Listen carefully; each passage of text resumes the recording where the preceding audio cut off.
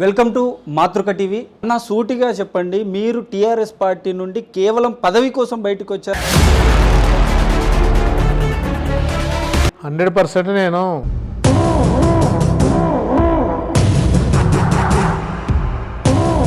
అన్న జై తెలంగాణ. జై తెలంగాణ. ఒక ఉద్యమకారుడిగా సీఎం కేసీఆర్ పాలన ఎట్లా ఉంది? ఇప్పుడున్న రేవంత్ రెడ్డి గారి సీఎం పాలన ఎలా ఉంది? కొత్త ప్రభుత్వం, కొత్తగా సీఎం, ఆయన కనీసము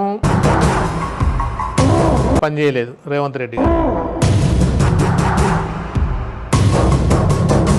వరంగల్ పార్లమెంటు నియోజకవర్గంలో 2 సార్లు అత్యధిక మెజారిటీతో గెలుపొంది 2001 నుండి తెలంగాణ రాష్ట్ర సమితి టీఆర్ఎస్ పార్టీ ఆవిర్భావం నుండి వరంగల్ జిల్లాకు 2001 నుండి 2009 వరకు జిల్లా ప్రధాన కార్యదర్శిగా, ఆ తరువాత 2009 నుండి 2011 వరకు యువజన విభాగం రాష్ట్ర అధ్యక్షుడిగా పనిచేసి 2 సార్లు వరంగల్లో పార్లమెంటు సభ్యుడిగా గెలిచి అత్యధిక మెజారిటీతో గెలుపొందినటువంటి పసునూరి దయాకర్ అన్నతో ఉన్నాం మనం. అన్న, ముందుగా మనం చర్చలోకి పోయే ముందు మీ కుటుంబ నేపథ్యం గురించి చెప్పండి అన్న.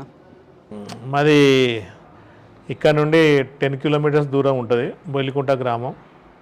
మాది బొల్లికుంటలో 10th వరకు నాది విద్యాభ్యాసం అయింది. ఇంటర్మీడియట్ వచ్చేసరికి స్టేషన్ గన్పూర్లో అయింది. డిగ్రీ వచ్చేసి హైదరాబాద్ జేఎన్టీలో కంప్లీట్ చేసుకున్నా. ఇంట్లో నేను 6గురికి సంతానం, మా అమ్మ నాన్నకు 6గురిలో లాస్ట్ నంబర్ నాది. 3 అక్కలు 2 అన్నలు. 6గురిట్లో లాస్ట్ వ్యక్తిని నేను, చిన్నోని. నేను అసలే ఆగమైపోతాను అనుకున్నారు మా ఇంట్లో. ఎవరు కూడా వీని ఒక్కరికి జాబ్ లేదు, వీడు చదువుకోమంటే ఊకే బొమ్మలు దించేదని అనుకున్నారు. మా అమ్మ మా నాన్న కూడా బాగా బాధపడేది. తర్వాత నాకు జాబ్ వచ్చింది, ఇల్లు వచ్చింది. ఒక ఇల్లు కాదు 4 ఇళ్ళు కట్టుకున్నాం. నాకు 94లో మ్యారేజ్ అయింది, December 4th. నాకు 2 పిల్లలు. మీరు తెలంగాణ ఉద్యమంలో చాలా క్రియాశీలకంగా పాల్గొన్నారు. అదేవిధంగా ఎంతోమంది యువతకు, విద్యార్థులకు ఆదర్శంగా నిలిచిరు. 2001 నుండే మీ ఉద్యమం ప్రస్థానం మొదలైందన్న. డిగ్రీ చదువుతున్న సమయంలో జేఎన్టీయూలో BFA కంప్లీట్ చేసుకొని తర్వాత అప్పుడు 2004లో కృష్ణమాదిగతోటి పనిచేసిన. అంటే అప్పుడు ఉద్యమ ఓనమాలు నేర్చుకున్నా అనుకోవచ్చు. ABCD వర్గీకరణ కోసం చేసిన తర్వాత ABCD వర్గీకరణ కూడా అయింది చంద్రబాబు నాయుడు పీరియడ్లో. అయినప్పుడు నేను ఉద్యమంలో పనిచేసిన, వర్గీకరణ జరిగిన తర్వాత అదే సమయంలో ఫైర్ ఆఫీసర్ పోస్టులు ఒక పోస్ట్ పడ్డది. అప్పుడు ఉమ్మడి ఆంధ్రప్రదేశ్గా ఉన్నప్పుడు ఆ పోస్ట్ ఒకటే పోస్ట్ అది. దానికి అప్పుడు ఆ పోస్ట్కి నేను అప్లై చేసుకున్నా. దానిలో నా డిగ్రీ మార్క్సే కానీ అథ్లెటిక్స్ నేను బాగా ఆడేది. గ్యాస్ డీలర్గా కూడా నేను అప్పుడు వచ్చిన తర్వాత నేను ఫైర్ ఆఫీసర్కు రిజైన్ ఇచ్చేసి గ్యాస్ డీలర్గా పనిచేసిన. ఆ సమయంలో 2001 అప్పుడు కేసీఆర్ మీటింగ్కు అప్పుడు అటెండ్ అయ్యి కేసీఆర్ మాటలకు, కేసీఆర్ స్పీచ్కు నేను ఆకర్షితున్నాయి. కేసీఆర్ వెంట ఇది ఇంతకుముందేమో కుల పార్టీలో పనిచేసిన, తర్వాత రాజకీయ పార్టీలో పనిచేయాలి. రాజకీయంగా అవకాశం, సర్వీస్ చేసే అవకాశం కూడా ఉంటుంది ప్రజాప్రతినిధిగా. ఒక ఎమ్మెల్యేకు ప్రియ శిష్యునిగా ఉంటే సరిపోతుంది. నేను చిన్న స్థాయి వ్యక్తిని కదా, ఆ విధంగా ఉందాం అనుకున్నా. ఆ ఉద్యమంలో పనిచేసిన. ఇక ఉద్యమంలో పనిచేసిన నన్ను కేసీఆర్ కూడా గుర్తించి ఆ రోజు నాకు, నేనేదో ఎమ్మెల్యే అవుతాను అనుకున్నా, ఇన్ఛార్జ్ ఇచ్చిన నాకు ఎమ్మెల్యే అనుకున్నా, వరదన్నపేట ఎమ్మెల్యే అనుకున్నా. తర్వాత కడియం శ్రీహరి, ఆరూరి రమేష్ వీళ్ళందరూ కూడా పార్టీలో చేరడం జరిగింది. అంటే ఈ ఎమ్మెల్యేనే ప్రధానం కాదు, ఉద్యమంలో పని చేయడమే అదే అదృష్టం. ఎంతమంది వచ్చినా కానీ పార్టీ లైన్లో మనం ఉండాలి. వ్యక్తిగతంగా ఎమ్మెల్యే అవుతారు పోతారు, కానీ ఒక కాజు కోసం పనిచేస్తున్నాం కాబట్టి కేసీఆర్ మాట ఖచ్చితంగా వినాలి. ఆ రోజు కడియం శ్రీహరి, ఆరూరి రమేష్ వస్తే నేను ఇన్ఛార్జిగా ఉన్న నన్ను పక్కన పెట్టి ఆరూరి రమేష్ కూడా ఇవ్వడం జరిగింది. ఇచ్చిన తర్వాత 3 నెలల తర్వాత రిజల్ట్ వస్తే దాదాపు వర్ధన్నపేట నియోజకవర్గంలో దాదాపు 1,00,000 మెజార్టీతో అప్పుడు గెలవడం జరిగింది. తెలంగాణ తల్లి విగ్రహ రూపకల్పన మీరే చేశారు అనేది జనరల్గా బయట అంటుంటున్నారు, అది నిజమేనా? యాక్చువల్గా విగ్రహం అనేది అది పెయింటింగ్ చేసింది గంగాధర్ సార్. దాన్ని పెయింట్ చేసింది గంగాధర్. విగ్రహం చేసే అవకాశం ఇవ్వడం నాకు అది కాన్సెప్ట్ అంతా అది ముఖ్యమంత్రి గారిదే. అప్పుడున్న ముఖ్యమంత్రి కేసీఆర్ గారే ఒక తెలంగాణ తల్లి అంటే ఒక ఘనంగా ఉండాలి, ఒకప్పుడు సుఖశాంతులతో ఉండేది, అన్ని కిరీటమే కానీ వడ్డాలమే కానీ అన్నీ కూడా మంచిగా ఉన్న తెలంగాణ ఆ విధంగా పోలి ఉండాలి. తెలంగాణ తల్లిని చూస్తే మన తెలంగాణ అస్తిత్వం కనబడాలి అనే ఆలోచనతోటి ఆ రోజు ఆయన కొంతమంది మేధావులను పిలుచుకొని ఆ రోజు ఎట్లుంటే బాగుంటుందని కళాకారులను మేధావులను పిలుచుకొని చేసిన డిజైన్ అది. దాన్ని విగ్రహాలు చేసే అవకాశం ఆయన నాకు ఇవ్వడం, దాదాపు 2000 విగ్రహాల వరకు నేను తయారు చేయడం, అప్పుడు నాకు అవకాశం దొరికింది. ఆ విగ్రహాలు అట్లా చేసినాం, ఎంపీ అయినాం. ఆ విధంగా ఉద్యమ సమయం నడిచింది. ప్రత్యేక తెలంగాణ రాష్ట్ర సాధన ఉద్యమంలో క్రియాశీలకంగా ఉన్నటువంటి మీరు ప్రత్యక్షంగా పాల్గొన్న ఉద్యమాలు మాతృక ప్రేక్షకుల కోసం ఒకసారి పంచుకోండి అన్న. సకల జనుల సమ్మె జరిగినప్పుడు కానీ ఏది చిన్న అకేషన్లో ఏ గొడవలు అయినా కానీ కంపల్సరీ దాంట్లో కేసులు పెడితే నంబర్ 1 A1గా నేనే ఉండేది. ఎందుకంటే అక్కడ బేసిక్గా గ్యాస్ డీలర్ నేను, ఆడ లోకల్గా స్థానికంగా జెండా పట్టుకొని తిరిగేటోని ఆడ ఉన్నోని కాబట్టి నన్నే బేస్ చేసుకొని కూడా కేసులు పెట్టేది. కేసులు అంటే ఇక మూమెంటు సకల జనుల సమ్మె జరిగితే అసలు ఇంట్లో పడుకోకపోయేది. ఆ రచ్చబండ కార్యక్రమం వైఎస్ రాజశేఖర రెడ్డి ఉన్నప్పటి కానుంచి కూడా ఉద్యమాలు బాగా చేయడం జరిగింది. కేసులైనా ఎన్నో బ్యాంకాలు పెట్టిన కేసే కానీ రైలు రోకోలో జరిగినాయి కానీ ఈ కేసులు అన్నిట్లో కూడా A1గా నేనే ఉండేది. దాదాపు 8-9 సంవత్సరాల కేసులు. నేనైతే ఇంకొక విషయం ఏంటంటే క్యాపులు పెట్టుకొని పోతున్నాం కార్లో. కొత్తగా కొనుక్కున్న కారు అది మర్చిపోయింది. కొత్తగా కొనుక్కొని 2 days అయింది కారు. ఆ కార్లో క్యాప్లు ఉన్నాయని ఎవరు సమాచారం ఇవ్వడంతో డైరెక్ట్ పోలీస్ స్టేషన్లో పోయి సీజ్ చేసి పడేసిండ్రు. 2 రోజులు అయింది కారు కొనుక్కొని. సీజ్ చేస్తే అది ఎలక్షన్లు అయిపోయేదాకా నెల 15 రోజులు మొత్తం నా ప్రేమతో కొనుక్కున్న కారు ఉద్యమంలో దానిలో పోలీస్ స్టేషన్ ముందట దానికి ఏదో శిక్ష పడ్డట్టు నా కారు అంతా దుమ్ము పట్టి ఉండేది. రోజు పోయేటప్పుడు చూసుకుంటూ పోయేది. అంటే అట్లా ప్రేమతో కొనుక్కున్న కారు కూడా దాంట్లో పోయింది. అంటే ఇట్లాంటి ఉద్యమాలు ఎన్నోసార్లు ఇంట్లో పడుకోకపోయేది. ఎవరన్నా ఫ్రెండ్స్ దగ్గరనో ఆ సకల జనుల సమ్మె జరిగినప్పుడు ఎవరు వచ్చినా కానీ వరదన్నపేట పాదయాత్రకు వచ్చిందనుకో, తొర్రూరు నుంచే కానీ ఖమ్మం నుంచి వరంగల్కి ఏ రోజులు వచ్చినా కానీ నా గ్యాస్ల గోడౌన్లే వండేది పెట్టేది. అట్లా ఆ విధంగా అట్లా జరిగేది ఉద్యమం. ప్రత్యేక తెలంగాణ ఉద్యమంలో మీరు కాళోజీ నారాయణరావు గారు కావచ్చు, ప్రొఫెసర్ జయశంకర్ గారు కావచ్చు, ఇటువంటి ప్రముఖులు ముఖ్యులు వారితో కలిసి పనిచేసిన సందర్భం ఏదైనా ఉందన్న? దాదాపు మీటింగ్లకు వచ్చినప్పుడల్లా నేను పక్క కూర్చొని చేసేంత అది కాదు. కాళోజీ దగ్గర పోయి ఇంటికి పోయి కలిసినాం అంతే తప్ప. జనార్దన్ రావు ఉన్నప్పుడు నేను 100 మందిలో ఒక్కరిని, 1000 మందిలో నేను ఒక్కరిని. వాళ్ళు డయాస్ మీద ఉంటే నేను 100 మందిలో ఎక్కడనో కూర్చునేటోని. అంటే కూర్చునేటోని కానీ పని ఏం తక్కువ చేయకపోయేది.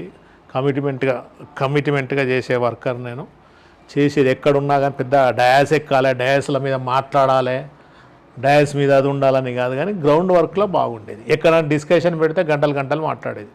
డిస్కషన్ హోటళ్ళ ముందో, డబ్బా దుకాణం ముందటనో, ఏదైనా తెలంగాణ ఇష్యూ వచ్చిందంటే వాడిని జై తెలంగాణ అనేంత వరకు కూడా మనం వదిలిపెట్టకపోయేది. అంటే అట్లా రచ్చకు దిగేది అన్నట్టు. అట్లా దిగి అట్లా కన్విన్స్ చేసి అట్లా మీరు ఎంపిక ఉన్నప్పుడు 2023 జూలై 28వ తారీఖు నాడు భారత రాష్ట్రపతి ద్రౌపది ముర్ము గారు మీకు బర్త్డే విషెస్ చెప్తూ లెటర్ పంపించారు. అంటే క్యాజువల్గా ఏంటంటే రాష్ట్రపతులు, ప్రధానమంత్రులు, కొంతమంది మినిస్టర్స్ కూడా గ్రీటింగ్స్ పంపుతారు ఎవ్రీ ఇయర్. ఆ రోజు పార్లమెంట్లో మొత్తం ఫొటోస్ వస్తుంటాయి. ఫొటోస్ వస్తుంది, గ్రీటింగ్స్ చెప్తూ ఉంటారు. అందరు కూడా అది అయితే ఉంటుంది. అందరు ఇట్లా నేను కాకుండా వాళ్ళు చెప్పడం నాకు చాలా సంతోషం. ఇంకా దానికి బర్త్డే గురించి పెద్ద ఒక ప్రధానమైన వ్యక్తులు లెటర్ పంపడం చేయడం అనేది చాలా అదృష్టం కదా. 30 సంవత్సరాల ఎంఆర్పిఎస్ ఉద్యమంలో మీ యొక్క పాత్ర ఏంటి? ఎస్సీ వర్గీకరణ కోసము మామూలుగా పనిచేయలే నేను. ఒక 6 years అస్సలు ఇక నాది స్టూడియో ఉండే. ఆ స్టూడియోలో పేపర్లు వేసుకొని పడుకొని పొద్దున్న లేచి కమిటీలకు పోయేది. కమిటీల నెట్వర్క్ మొత్తం సర్వేలు, ఎక్కడ ఎంతమంది ఉన్నారు, ఎవరున్నారు, మాదిగ కమ్యూనిటీ ఎక్కడున్నది, ఏ ప్రాంతంలో ఉంటారు, వాళ్ళు ఏమేం చేస్తారు, దాంట్లో ఇంజనీర్లు ఎంతమంది, డాక్టర్లు ఎంతమంది, గవర్నమెంట్ ఎంప్లాయీస్ ఎంతమంది, వరంగల్ మొత్తం మీద కమిటీలు వేసుకుంటూ దాదాపు ఒక 20-30 మందిని కమిటీలు వేసుకొని బాగా పగడబందిగా అదొక ట్రైనింగ్ అయిందనుకోరాదు. అట్లా పనిచేసిన వ్యక్తిని ఎంతమంది ఏబిసిడీలు వర్గీకరణ కావాలని లొల్లిపెట్టినా, రాస్తారోకోలు చేసినా, గొడవలు చేసినా, ధర్నాలు చేసినా, ఎవరు చేసినా కానీ ఏ ఒక్క మనిషి కూడా పార్లమెంట్ భవనం లోపలికి పార్లమెంట్లో ఏబిసిడి మాదిగలకు అన్యాయం జరుగుతుంది, ఏబిసిడి వర్గీకరణ కావాలని కోరే అవకాశం నాకు దొరికినందుకు నేను చాలా హ్యాపీగా ఫీల్ అవుతాను. ఎందుకంటే లోపల ఎంతమంది కృష్ణ మాదిగ లాంటి గొప్ప వ్యక్తులు ఎంతమంది బయట మాట్లాడినా పార్లమెంట్లో మాట్లాడలేదు, కానీ మాట్లాడే అవకాశం నాకు దొరికింది. పార్లమెంట్లో గలం నేను 2 సార్లు ఎత్తిన. అది నాకు అదృష్టమే. ఎందుకంటే ఇది ఏబిసిడి వర్గీకరణ అనేది మాలలకు వ్యతిరేకం అనేం కాదు. ఇది మాలలకు కొంతమంది మాలలు వ్యతిరేకం అనుకుంటారు, వ్యతిరేకం అస్సలే కాదు. ఇది ఏబిసిడి వర్గీకరణ అనేది అందరూ సమానంగా ఉండాలనే దాన్నే. అందుకే నాకు ఆ రోజు నాకు పార్లమెంట్లో మాట్లాడే అవకాశం దొరికింది. మీరు అంబేద్కర్ యొక్క భావజాలాన్ని ఎంతవరకు ప్రజలకు తీసుకెళ్లే ప్రయత్నం చేశారు? అంటే ఎప్పటికీ ఉంటుంది అంబేద్కర్ భావజాలం మనసులో ఉంటుంది, ఎప్పటికీ ఉంటుంది. కానీ పాలిటిక్స్లో పోయినప్పుడు కేసీఆర్ భావన ఉండాలి. ఎప్పుడు ఉన్నప్పుడు ఆ పార్టీ సిద్ధాంతాన్ని కూడా కొంత పాటించవలసి ఉంటుంది. అంబేద్కర్ ఐడియాలజీ ఉంటుంది, ఏదైనా పార్టీలో పనిచేస్తే పార్టీది ఉంటుంది. పార్టీని మన ఐడియాను మన ఆలోచన విధానాన్ని 2 మెర్జ్ చేసుకుంటా బ్యాలెన్సింగ్ మెయింటైన్ చేసుకుంటేనే అది అవుతుంది. ఎందుకంటే పూర్తి స్థాయిలో ఏబిసి వర్గీకరణ కోసం కొట్లాడిన వ్యక్తిని లేకుంటే ఎప్పటికీ అదే అంశం పట్టుకుంటే కాదు కదా. అన్ని అంశాలను కూడా మనం బ్యాలెన్స్ చేసుకుంటూ కూడా నేను ఆ రోజు పనిచేసిన. మీ రాజకీయ ప్రస్థానంలో ఢిల్లీ లోక్సభలో అత్యంత ప్రతిష్టాత్మకమైనటువంటి చట్టసభల్లోకి వెళ్ళగలిగేటువంటి అవకాశం డాక్టర్ బిఆర్ అంబేద్కర్ కల్పించారు. కాబట్టి దీని పట్ల ఈ అవకాశం కావచ్చు, తర్వాత మీ జాతికి నేను ప్రత్యేకంగా ఇది చేసిన అనే గుర్తుగా మీకు ఏదైనా ఉందా? అంబేద్కర్ ఆలోచన మీద ఒక ఎస్సీల కోసం రాయాలి, ఆయన అందరి కోసం రాసిండు. ఓన్లీ ఎస్సీలు అనేసరికి ఎస్సీల కోసమే రాసిండు అంబేద్కర్ అన్నాడు, చాలా తప్పు. అంబేద్కర్ ఆలోచన విధానం కొందరివాడు కాదు, 100% అందరివాడు అనే ఆలోచన కూడా ఉండాలి. ఎవరైనా కానీ అంటే ఇంటర్వ్యూలైనా ఏదన్నా ఎస్సీలకి ఇట్లా కనబడితే ఎస్సీ ఎంపీ అంటారు. ఎస్సీ ఎంపీ అని ఎస్సీ కాన్స్టిట్యున్సీ అని ఉండదు. ఎంపీలు అంతే, మెంబర్ ఆఫ్ పార్లమెంట్. అంతేగాని దీనిలో SC MP, BC MP, only ఎస్సీలకు వచ్చేవారికి అంటారు. రెడ్డి ఎంపీ అంటారా అన్నారు, రావు ఎంపీ అంటారా, బ్రాహ్మణ్ ఎంపీ అంటారా అన్నారు. ఓన్లీ ఎస్సీ ఎస్టీల కాడికి వచ్చేసరికి SC MP, ST MP, SC constituency అంటే అది అట్లా అనడం చాలా తప్పది.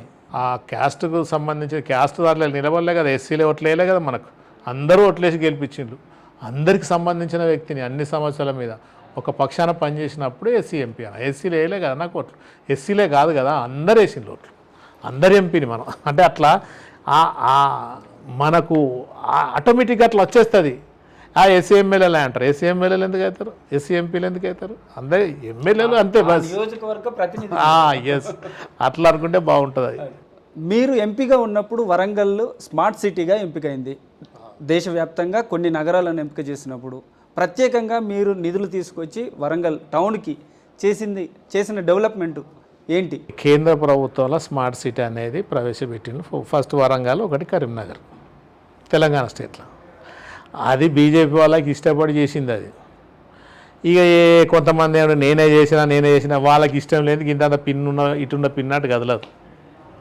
కాకుండా మన రిప్రజెంటేషను మనది ఏదో ఉత్తగారుల రిప్రజెంటేషన్ వేసి నేనే తెచ్చిందని డబ్బాలు కొట్టుకొని చేసేటోళ్ళు చాలామంది ఉంటారు. కేవలం కేంద్ర ప్రభుత్వం చొరవతోటి ఆ స్మార్ట్ సిటీ వచ్చింది. స్మార్ట్ సిటీలో మనం కూడా రిప్రజెంటేషన్ మాకు కావాలని పెట్టినవే తప్ప, కానీ పెట్టినంత మాత్రాన వాళ్ళు ఇవ్వాలని ఎవరు పెడితే వాళ్ళకి ఏమి ఇయ్యరు. అది ఎలిజిబుల్ అయితే పెద్ద సిటీ అయితే దానికి అది చేయాలి అనుకున్నారు కాబట్టి చేసిండ్రు. దాంట్లో నా ప్రయత్నం ఉన్నది. అది నేను ఎంపీగా ఉన్నప్పుడు చేయడం కూడా అదృష్టం.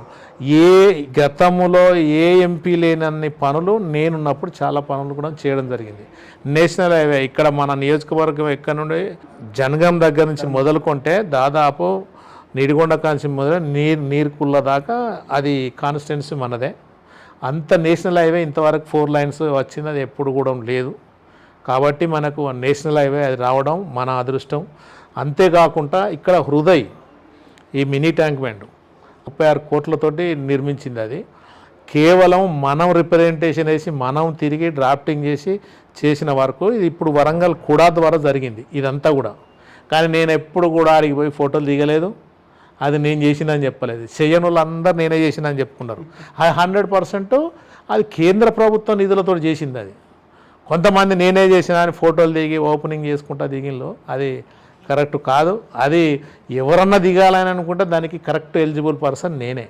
ఆ డెవలప్మెంట్కే కానీ, లేకుంటే కమ్యూనిటీ హాల్సే కానీ, ఆ డ్రైనేజ్కే కానీ, లేకుంటే వాటర్ ఫెసిలిటీస్కే కానీ, లైటింగే కానీ, ఇవన్నీ కూడా కేంద్ర ప్రభుత్వం నుంచి ఆ నిధులు ఇస్తుంది. అది ప్రత్యేకంగా తీసుకొచ్చిన నేను.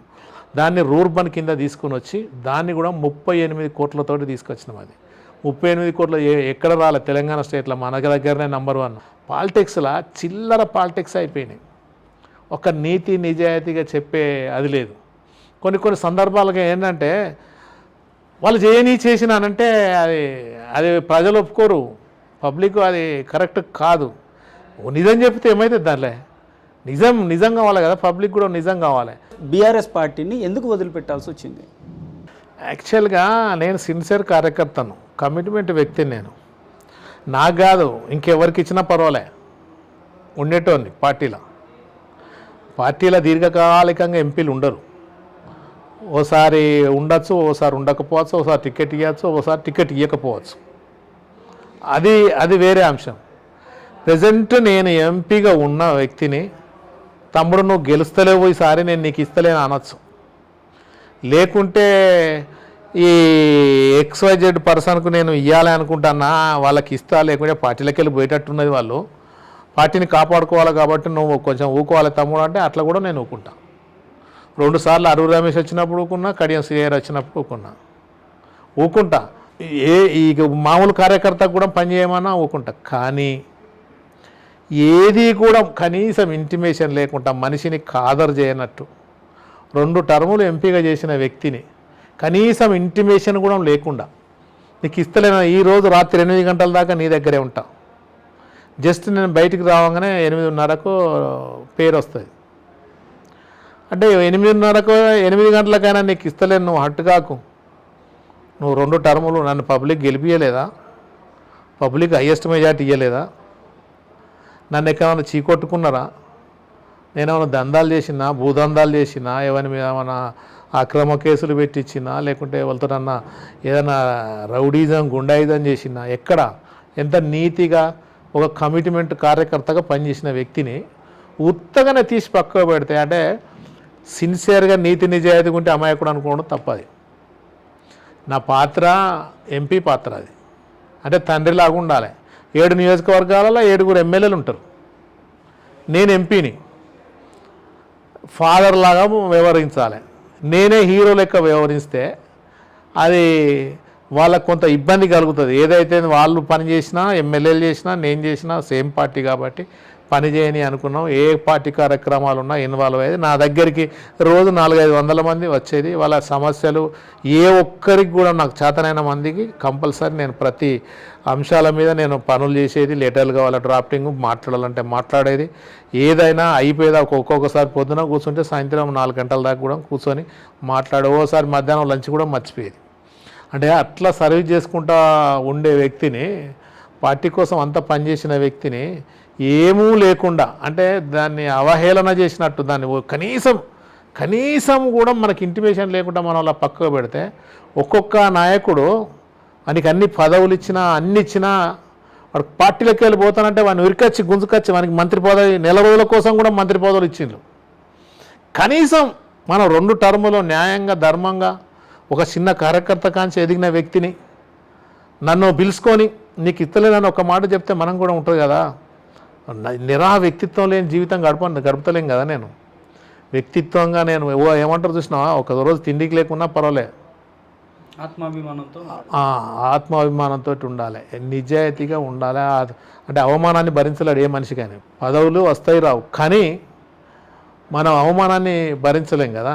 నేను అనుకున్న 24 సంవత్సరాలు సర్వీస్ చేసిన, 2 టర్ములు నాకు ఇచ్చిండ్లు, అయినా ఎప్పుడు నీతిగానే ఉన్నాం మనం.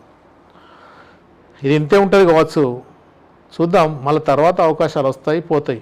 అధికారంలో ఉండే సర్వీస్ చేయాలా, అధికారం లేకుండా కూడా చేయొచ్చు కదా. కార్యకర్తలకు అందరికీ అందుబాటులో ఉండాలి, అనే కాన్సెప్ట్ తోటి నేను పార్టీకి చేంజ్ అనే తప్ప. కానీ మీరు తెలుసుకోండి, ఏ డిమాండ్ ఏ నాయకుని కూడా నేను కలవలే. మళ్ళీ నాకు ఏమైనా నామినేట్ పోస్ట్ ఇస్తారా, ఎమ్మెల్సీ ఇస్తారా, రాజ్యసభ ఇస్తారా, లేకుంటే ఇంకేదన్నా పోస్ట్ ఇస్తారా అని కూడా నేను ఏది కూడా అడగలే. ఏది డిమాండ్ లేదు. కార్యకర్తగానే పనిచేద్దాం అనుకున్నా. అవకాశం పార్టీలో వస్తే ఇస్తారు, లేకుంటే ఇవ్వరు. ఈ కాంగ్రెస్ పార్టీలోకి వచ్చిన నేను ఏమంటారు 3 నెలల బాబుని ఇప్పుడు నేను. అన్న సూటిగా చెప్పండి, మీరు టీఆర్ఎస్ పార్టీ నుండి కేవలం పదవి కోసం బయటకు వచ్చారా? 100% నేను ఆత్మగౌరవం కోసమే వచ్చిన. నేను వేరే పార్టీలకు కూడా పోదాం అనుకోలే. నేను ఆత్మగౌరవంగా ఉందాంలే, నన్ను గుర్తించినప్పుడు ఇంకెందుకు పార్టీలో 24 సంవత్సరాలు పనిచేసిన వ్యక్తిని పక్కన పెట్టిండు కదా, ఇంకెందుకులే అని అనుకున్న తర్వాత నా మిత్రులు చాలామంది కూడా ఫోన్ చేసి నువ్వు రావాలి, సర్వీస్ చేయాలి, మనందరం కలిసేద్దాం రావే, దాంట్లో ఏమున్నది, నువ్వు రా అని నన్ను పిలుచుకుంటే నేను పార్టీలో వర్క్ చేయడం జరిగింది తప్ప. కానీ ఎప్పుడు నా జీవితంలో వ్యక్తిత్వం లేని పని ఎప్పుడు చేయలే. ఆ రోజు 2014లో 3 నెలల ముందు అరుణ్ రమేష్ వచ్చిండు పార్టీలకు. నేను అప్పటికే దాదాపు 14 సంవత్సరాలు పనిచేసిన వ్యక్తిని పక్కన పెట్టిండు. అయినా పార్టీ లైన్ మనది, నా పదవులు ఉంటేది లేకుంటేది. ఫస్ట్ మన తెలంగాణ కాన్సెప్ట్ డెవలప్ చేసుకోవాలి కాన్సెప్ట్ అని అనుకొని మనం ఊకున్నాం. కడియం శ్రీహారి వస్తే అప్పుడు పక్కకు తొలగినాం కదా, అరుణ్ రమేష్ వస్తే పక్కకు తొలగినాం కదా. తర్వాత నాకు ఇచ్చింది కదా, నాకు ఏంటిది సీట్ ఇచ్చిన తర్వాత పబ్లిక్ ప్రూఫ్ చేసింది కదా, ఏమని హయ్యెస్ట్ మెజార్టీతో ఇచ్చింది కదా, 2 సార్లు కూడా ఇచ్చింది కదా. గొప్ప గొప్పలు 2వ సారి ఇస్తే ఓడిపోయింది, మీకు తెలుసు వాళ్ళ పేర్లు నేను చెప్పా. గొప్ప గొప్పలు 2వ సారి ఇస్తే ఓడిపోయింది, నేను వాళ్ళ పేర్లు నేను చెప్పదలుచుకోలే. కానీ మనం 2 సార్లు కూడా హయ్యెస్ట్ మెజార్టీ ఇచ్చినాం కదా.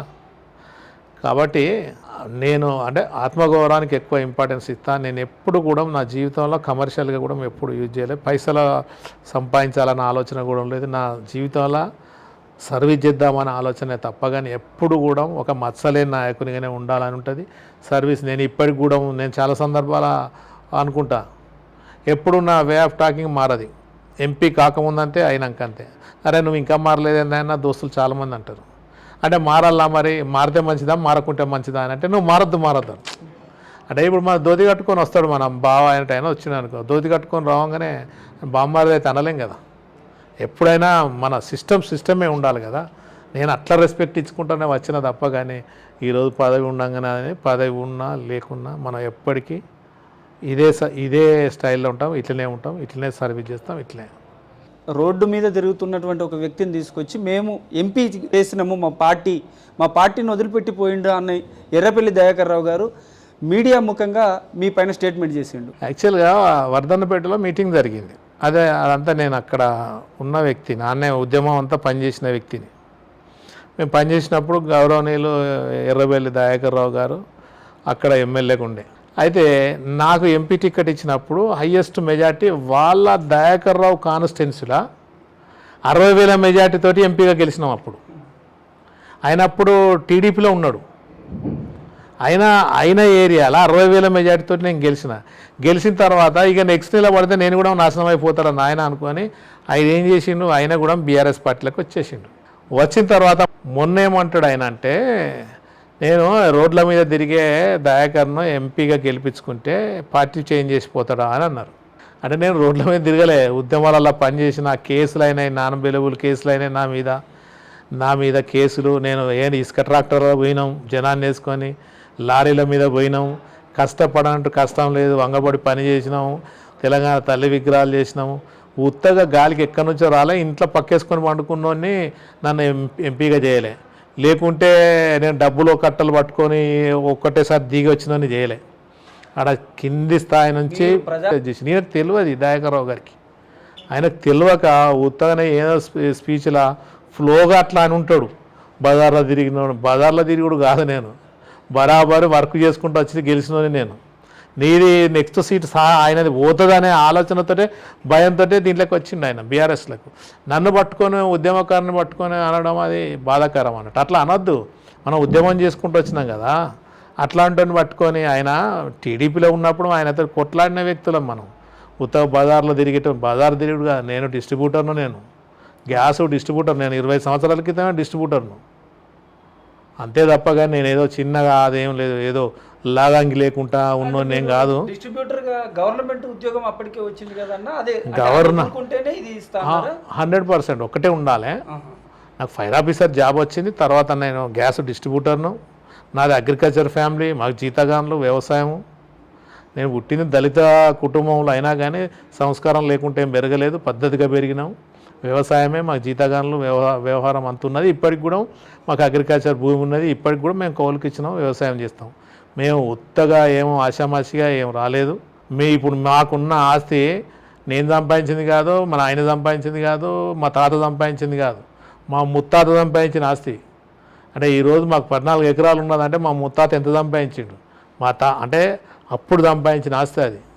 మా దళిత కుటుంబంలో పుట్టినా కానీ వ్యవసాయ కుటుంబం మాది. 2 సార్లు ఎంపీగా గెలిచి తెలంగాణ రాష్ట్ర సాధన కోసం ఉద్యమకారుడిగా గుర్తింపు ఉండి ఎంఆర్పిఎస్లో ఎస్సీ వర్గీకరణలో గుర్తింపు ఉన్నటువంటి మీరు ఇవాళ రాజకీయంగా చాలా సైలెంట్గా ఉన్నారు. కామ్గా ఏముండము, కంపల్సరీ ప్రజల లోపలనే ఉంటాను, పబ్లిక్లో కంపల్సరీ ఉంటాం. ఏ సమస్య వచ్చినా నిలదీస్తాం. అప్పుడైతే మీరు అన్నట్టు ఏబిసిడి కోసం అయితే ఎట్లా నిలదీసినామో, ఏబిసిడి ఎట్లా సాధించినామో, తెలంగాణ ఉద్యమంలో పనిచేసినామో, తెలంగాణ ఎట్లా సాధించినామో, ఏ సమస్య మీదనైనా 6 నిమిషాలు పని చేస్తూనే ఉంటా, ఉద్యమిస్తూనే ఉంటా. ముఖ్యంగా ఇప్పుడు హైదరాబాద్లో హైడ్రా అనే ఒకటి దాన్ని తీసుకొచ్చాడు సీఎం రేవంత్ రెడ్డి. అటువంటిది ఇక్కడ వరంగల్లో కూడా కావాలని ఇక్కడ వరంగల్ ప్రజలు స్వచ్ఛందంగా కోరుతూ ఉన్నారు. దీన్ని మీరు ఎట్లా చూస్తారు, మీరు ఏమంటారు దీనిపైన? కంపల్సరీ వరంగల్లో కూడా కొనసాగాలి. ఎందుకంటే అప్పుడెప్పుడో కాకతీయులు నిర్మించిన చెరువులు, కుంటలు, గొలుసుకట్టు చెరువులు అన్నీ కూడా అంతరించిపోయి మనకు ఏదో మీద నా చిన్నతనంలో ఉంటే 2 కోలలు అంటే మినిమం 10 ఫీట్ల లోతున కూడా నీళ్ళు ఉండేది. ఇప్పుడు 1000 ఫీట్లు వేసినా కానీ నీళ్ళు వెళ్తలేవు. అంటే ఇది చెరువులు నిండి ఏంటనో ఇండ్లకి వచ్చి మళ్ళీ ఇండ్లకి వస్తే అదొక న్యూస్, ఇండ్ల వాళ్ళు అది అయిపోవడం, వితౌట్ పర్మిషన్ తోటి ఉన్నాయి. కంపల్సరీ కూడా ఎఫ్టీఆర్లో ఉన్నాయి. ఇవన్నీ కూడా రెగ్యులరైజ్ చేసుకోకుండా కంపల్సరీ చెరువులలో ఉన్నాయి. అది హైడ్రా అనేది అది చేస్తే మంచిదే. కాకుంటే ఏంటంటే నన్ను అడిగితే నేనేం చెప్తా అంటే ఫస్ట్ దాన్ని పర్మిషన్ ఇచ్చేవారిని ఎవరైతే ఇచ్చిందో, పర్మిషన్ ఎందుకు ఇచ్చిందో వాళ్ళు ప్రథమ ముద్దాయిగా పెట్టాలి. రెండవది దాన్ని రియల్ ఎస్టేట్ చేసిన అది చేయాలి. ఇక కొన్నోళ్ళ కంటే చాలా అన్యాయం జరుగుతుంది. కొన్నోళ్ళ విషయం ఏమన్నా ప్రభుత్వం ఏమన్నా ఆలోచించాలి. మోసపోయిన వాళ్ళకు కనీసం ఏది ఇండ్లు కట్టించడమా, అట్లా హైడ్రాలో పోయి డబ్బులు ఇచ్చి కొంతమంది కొన్నోళ్ళు ఉంటారు. ఒకడు రియల్ ఎస్టేట్ అమ్ముతాడు, పర్మిషన్ ఇచ్చినోడు మంచిగానే ఉంటాడు, దొంగ పర్మిషన్ ఇస్తాడు. ప్లస్ వాడు దొంగ పర్మిషన్ ఇవ్వడం కోసం వాడు పర్మిషన్ కోసం కన్స్ట్రక్షన్ చేసినోడు చేస్తాడు. దీంట్లో నష్టపోయేది ఇవ్వాలంటే కొన్నోడే, మామూలు సామాన్యుడు పైసా కూడేసుకొని ఏదో చిట్టీలేసి జీవితంలో ఒకటి ఇల్లు కట్టుకోవడం అనేది, ఉద్యోగం చేసినోడు బిడ్డ ఉంటే బిడ్డ పెళ్లి చేస్తాడు, కొడుకు పెళ్లి చేస్తాడు, ఇల్లు కట్టుకుంటాడు. అది వాని జీవిత ఆశయం అంతే. కానీ ఆ కట్టుకున్న ఇల్లును కూలగొట్టితే అప్పటికి రిటైర్డ్ అయిపోతాడు. వానికి ఎంత ఇబ్బందులు, లేకుంటే చిన్న పనులు చేసుకొని ఏదో కష్టపడి ఇల్లు కట్టుకున్న వాళ్ళు అవి కూలగొట్టుడు అనేది అది కరెక్ట్ కాదు. కానీ అసలు నిర్వాసితులుగా పేద ప్రజలు, మధ్యతరగతి ప్రజలు మారుతూ ఉన్నారు. వీళ్ళను కనీసం ప్రభుత్వం మేము ఆదుకుంటామని, పునరావాసం వాళ్ళకి ఎక్కడన్నా ఒక 100 గజాల జాగిస్తామని ఎక్కడా ప్రకటించట్లేదు. అది ముఖ్యమంత్రి గారు ఆలోచించి చేస్తారని నేను అనుకుంటున్నా. ఒకవేళ చేస్తే చాలా సంతోషం. ఎందుకంటే వాళ్ళు ఏదో కష్టపడి కట్టుకున్న ఇళ్లను అది చేసిన మళ్ళీ వాళ్ళకి డబుల్ బెడ్రూమా, వాళ్ళు నిజంగా మోసపోతే మాత్రం కంపల్సరీ వాళ్ళకి ఇవ్వాలి. అది కూడా మరి ముఖ్యమంత్రి దృష్టికి వచ్చి ఉంటుంది. ఆయన ఏదైనా నిర్ణయం తీసుకుంటాడని నేను భావిస్తాను. దశాబ్ద కాలం పాటు సీఎం కేసీఆర్ గారిని చూశారు మీరు ముఖ్యమంత్రిగా. ఇప్పుడు దాదాపుగా సంవత్సరం దగ్గరికి వస్తూ ఉంది సీఎం రేవంత్ రెడ్డి. ఒక ఉద్యమకారుడిగా సీఎం కేసీఆర్ పాలన ఎట్లా ఉంది, ఇప్పుడున్న రేవంత్ రెడ్డి గారి సీఎం పాలన ఎలా ఉంది? అంటే కొత్త ప్రభుత్వం, కొత్తగా సీఎం, ఆయన కనీసము మంత్రి కూడా పనిచేయలేదు రేవంత్ రెడ్డి గారు. కంపల్సరీ 10 సంవత్సరాల ప్రయాణం కేసీఆర్ గారిది, 9 సంవత్సరాల ప్రయాణం. ఈయనది 1 ఇయర్ కూడా కంప్లీట్ కాలేదు. ఆయనకి ఇంకా అవకాశం ఉంది చేసేది. ఇప్పుడు ఏమంటారు చూసినావా, డెలివరీ కావాలంటే 9 నెలలు అయితేనే డెలివరీ అవుతుంది. ఆయన 5 సంవత్సరాలు అయితే ఆయన పర్ఫార్మెన్స్ కనబడుతుంది. ఇప్పుడే ఆయనను పట్టుకొని ఇది చేస్తలేవు, అది చేస్తలేవు, ఇచ్చిన హామీలు నిలబెట్టుకుంటలేవు అని ఇప్పుడే లొల్లి పెట్టుకోవడం కంటే 5 సంవత్సరాల పీరియడ్ ఉంటుంది. కాబట్టి రేవంత్ రెడ్డి గారికి ఆయనకు అవకాశం ఇవ్వాలి, ఆయన చేయనియాలి, పని చేయనిస్తే ఆయన పర్ఫార్మెన్స్ కూడా చూపెడతారు. ఎటువంటి రాజకీయ అండదండలు లేకుండా కేవలం ఉద్యమకారుడిగా గుర్తింపు పొంది ప్రజాక్షేత్రంలో నిత్యం ప్రజాక్షేత్రంలో ఉంటూ ప్రజలతో మమేకమై ఒక కార్యకర్తగా మొదలుపెట్టినటువంటి ప్రస్థానాన్ని 2 సార్లు ఎంపీగా, అది కూడా దేశ చరిత్రలోనే నిలిచిపోయే విధంగా గెలిచినటువంటి పసునూరి దయాకర్ అన్న ఇవాళ కాంగ్రెస్ పార్టీలోకి వెళ్ళి తన ప్రస్థానాన్ని కేవలం 3 నెలల పసికందుగా ఉన్నాను నేను ఇప్పుడు అని చెప్తున్న దయాకర్ అన్న భవిష్యత్తులో ఇప్పటి వరకు ఎటువంటి రాజకీయ మరకలు లేకుండా, ఎటువంటి వివాదాలు లేకుండా ప్రజల చేత గుర్తింపు పొందినటువంటి పసునూరి దయాకర్ అన్న మాజీ ఎంపీ మరిన్ని పదవులు పొంది ప్రజలకు నిత్యం సేవ చేస్తూ ప్రజలతో ఉండాలని కోరుకుంటూ ప్రత్యేక ధన్యవాదాలు.